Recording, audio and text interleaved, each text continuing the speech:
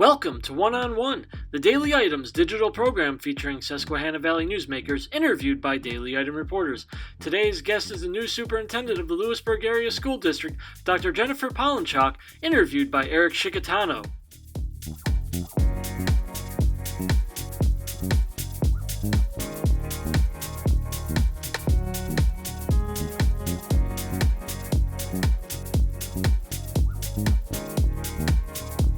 Hello and welcome to the Daily Items One-on-One. My name is Eric Scicchitano. I'm a reporter with the paper, and today our guest is Dr. Jennifer Polinchock. She's the new superintendent of the Lewisburg Area School District. Thanks for having us here today. Thank you. I appreciate it, and our setting here is the library inside the Lintown Elementary, where, of course, the administrative offices are located. Your new office, as of July 1st. You were hired last winter, and here we are today. You previously worked at Centennial School District in Bucks County. And, this has been a very normal and calm transition for you, correct? In some respects, it has been, in that I was able to move into the community without a glitch. In other respects, there's no way I could have anticipated what an entry plan would look like for taking the helm of a school district in the middle of the pandemic, when you have to contemplate how to reopen schools in a community that is fairly new.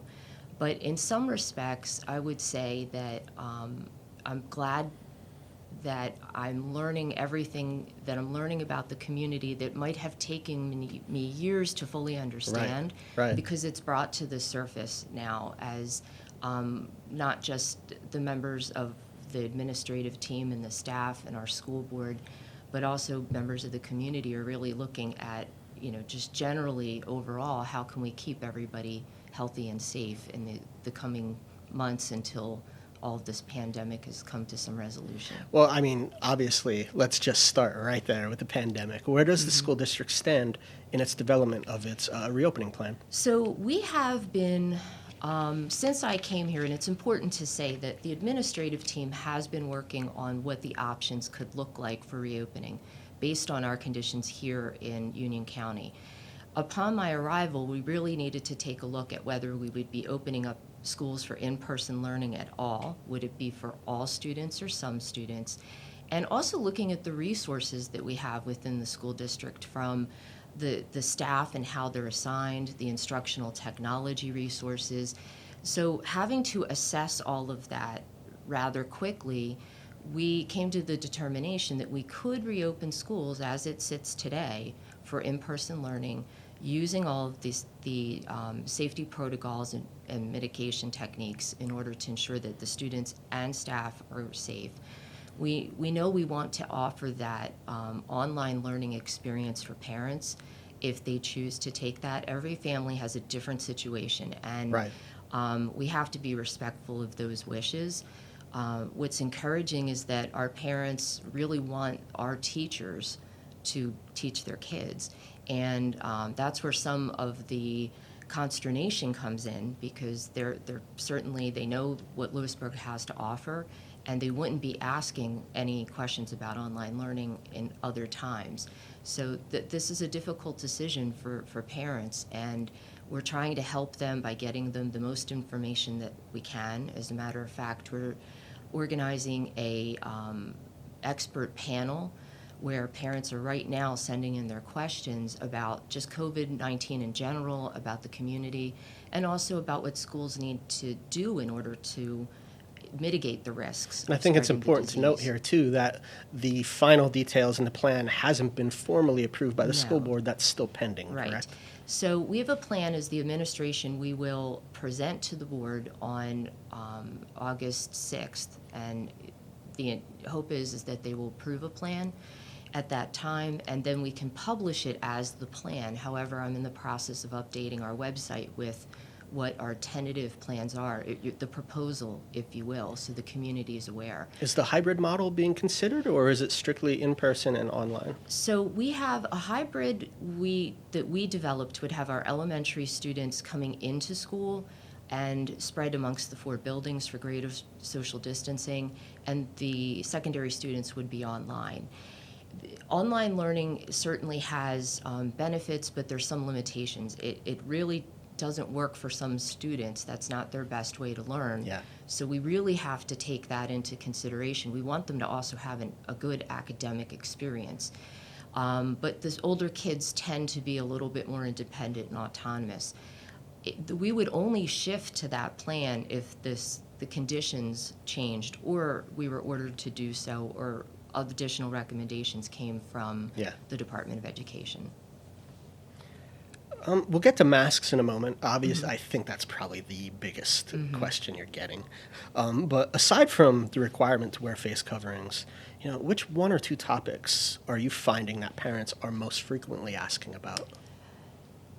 They are asking about the practicality of social distancing.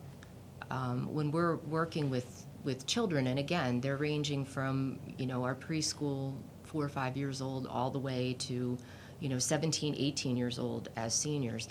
And they're parents, so they're certainly familiar with what kids do. It's hard for them to imagine how we can actually maintain that social distancing and to accept the fact that there are times that will be breached just because there isn't the physical space, or children forget because they're feeling comfortable, which is a positive thing. But how do you keep that on students' minds all the time?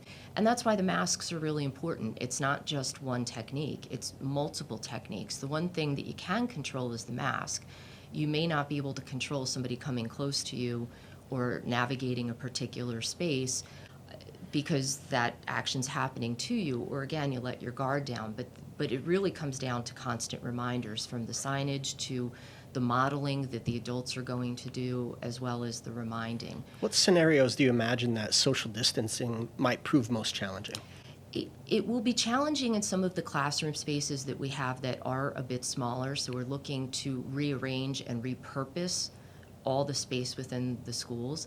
School won't look like regular school. It's not students walking in and they just have masks on and they're all 6 feet apart. We're going to be using the gymnasium spaces, the outdoor spaces, the library spaces, any place that we can to be able to maximize the number of students that can participate in education, but also safely. And as much as you plan for teaching in these environments, you're probably going to be on the fly, for the first few weeks or right. longer. Yeah.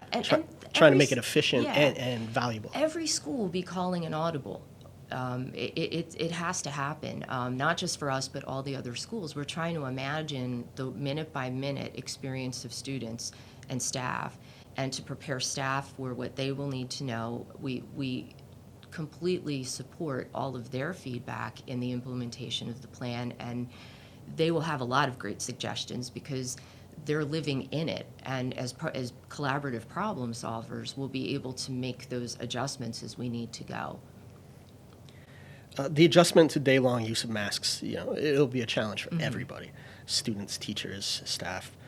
What approach is the district taking to inform and reinforce the state's mask order, and how might this approach be tailored for younger students in comparison to older students? So a little bit on the history of the masking and the order and some of the challenges that we are facing, all school district superintendents are. Masks are certainly one of the first things listed on the CDC website as what is necessary to mitigate the spread of the virus. And we are using the Pennsylvania Department of Education's recommendations, which, in collaboration with the Pennsylvania Department of Health, further clarified the governor's recent order for masking, that you can have times students will take off their masks. It would be if they're seated 6 feet apart, which means it's a controlled situation, and that's, to give them some relief. If they are eating or drinking, and that's simply practical, the students have to have lunch in school. They don't have the opportunity to leave, so we do need to feed them.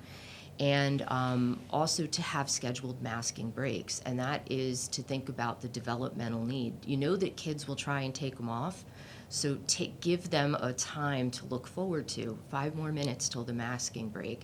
And then that's again where we're going to use some of the larger spaces to make sure that the students are 6 and if not more feet apart. Well, that sounds like something that you can apply to across all the buildings. Yes. What about specifically when you're trying to reinforce to a 7-year-old or an 8-year-old who might not understand as well compared to a 15 or 16-year-old who may feel like, a little rebellious and don't care to wear it. And you know that the younger kids are going to be fidgety. You just remind them, but they tend to be more authority compliant. They listen. As the kids become adolescents and certainly teenagers, that's where you do face the challenge for a number of reasons. There are, just kids in their own minds sometimes feel like, well, that's not me. That won't happen to me, a sense of being invincible. And, that's problematic. So it's a lot of conversations with the students. They may actually also have their own personal views because the mask is this controversial flashpoint now in our society. And to the degree we need to respect everybody's independent feelings about that, we also have to take into consideration that individual actions have an effect on the overall public good. And would you encourage parents to kind of reinforce at home how to wear a mask, why they should wear a mask, regardless of how they feel about wearing them? Yes, I would hope that parents are doing that if they intend for their kids to come back for in-person instruction. And, I hope it doesn't happen, but hope is not a plan. I'm sure that there may be some conversations I need to have with some families about potentially what other options could be.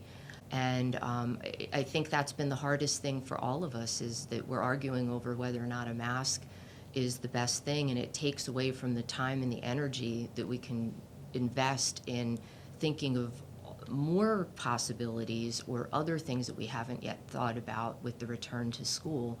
And that's one of our challenges. Well, we'll take a break for now, Okay. and we'll be back with more with Dr. Polinchock. Thank you.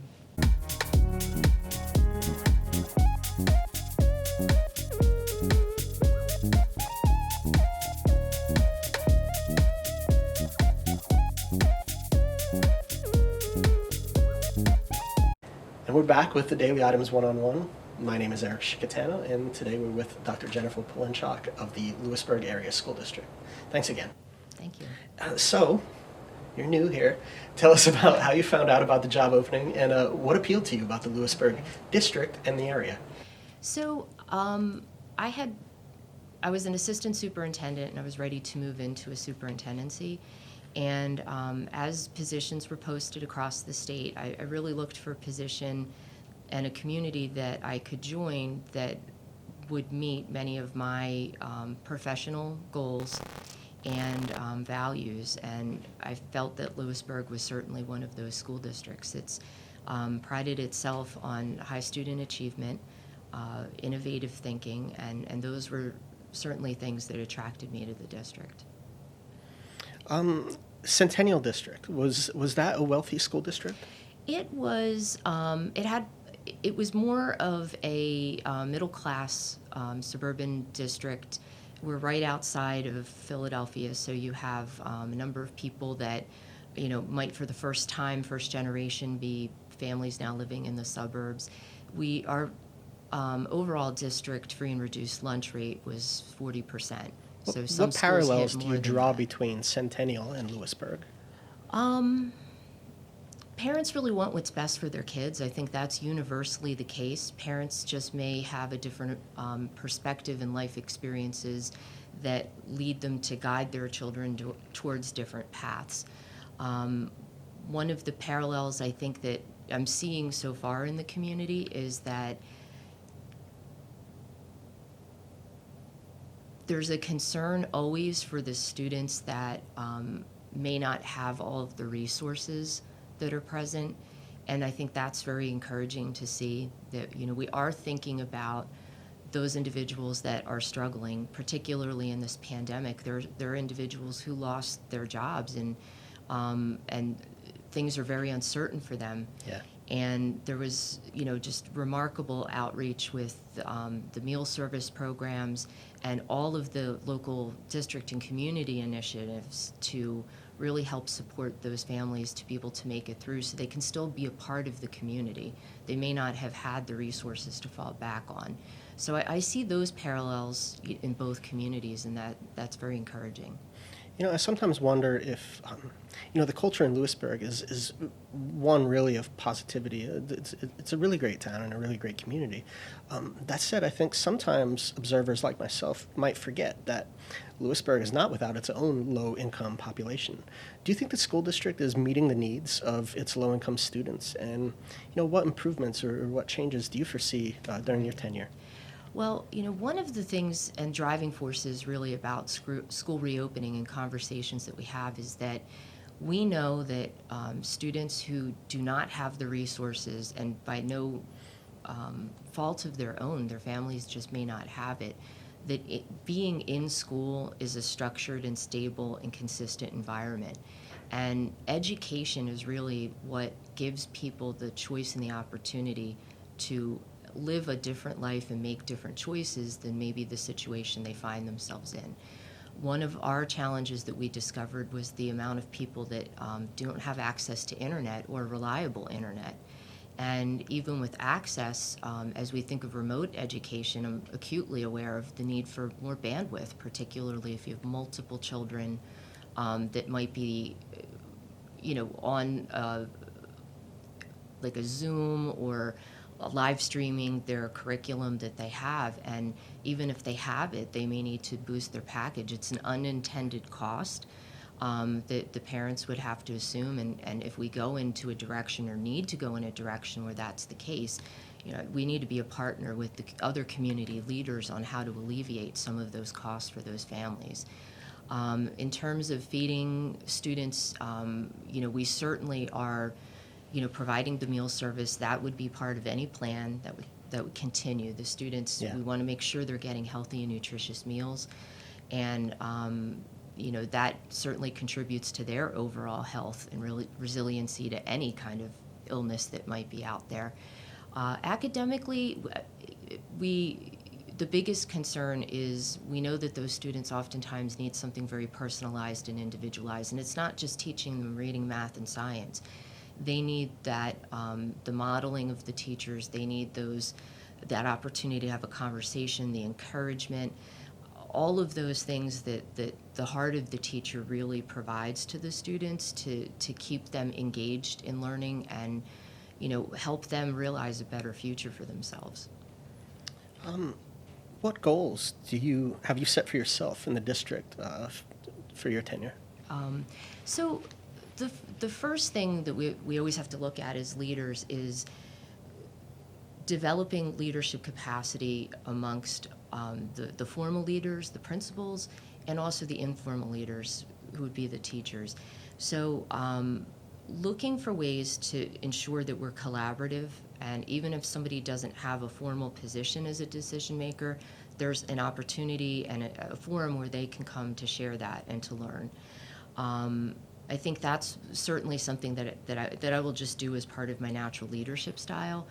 The other is really a lot of assessment. I don't know what I don't know yet, so it's asking questions. It's really taking a look at our overall systems and looking where we can improve upon things so that, certainly the education is, more robust for more students.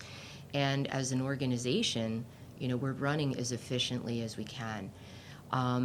While we've been really focused on reopening, it's in the background is, of course, the social justice movement that's now taking place. So really providing and developing a plan that's a three-pronged approach where we're really looking at the capacity of our current staff who would be working with the students and giving them the opportunity to have their own professional development and growth in that area, engaging with the students and with some of those conversations, and really looking at the curriculum and making sure that it is balanced in terms of the voices that are represented, the way in which we look back and reflect on history, and how we can do that through a different lens. Have you made any adjustments like that yet for the upcoming year? We have not, no. And that's a process. It's more than just rewriting a curriculum document or buying a book and saying, let's teach it now. It really starts with conversation because people really have to surface their own biases and understandings and be in a comfortable place to be able to do that, to really look at what it is we're teaching and what of those materials, concepts, content might need to be adjusted. Well, Dr. Polinchock, thank you for having us here today. I really appreciate it. And thank you all for watching. We'll see you next time. Thanks for watching One on One. Be sure to tune in for another edition.